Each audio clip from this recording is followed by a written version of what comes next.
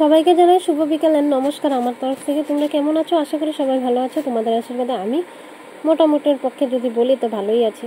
আর কি, সকাল থেকে উঠে যে এত কাজ ছিল আমি জানা ছিল না, কিন্তু কি করব আর। তারপরে এক এক করে কাজের উপরে কাজ, তার মধ্যে থেকে গিয়েছে আমার হাজব্যান্ড ঘরে। তার মানে ও থাকার মানে যত কাম কম থাক, তার মানে আমার মনে হলো অনেকটাই কাজ। এই যে দেখো ওইদিকে বানাচ্ছে তুষক, মানে কতদিন ধরে ওয়েট করছিলাম তুষক বানাবো বলে।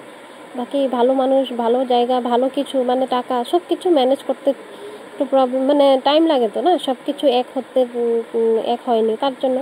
তারপরে তো কি করব, আর এসেছিল সব কিছু করে এটা হয়ে এটা বানাচ্ছিল, দেখাচ্ছিলাম তোমাদেরকে। আর আমাদের বারিন্দাটা বানিয়েছিল সুন্দর করে।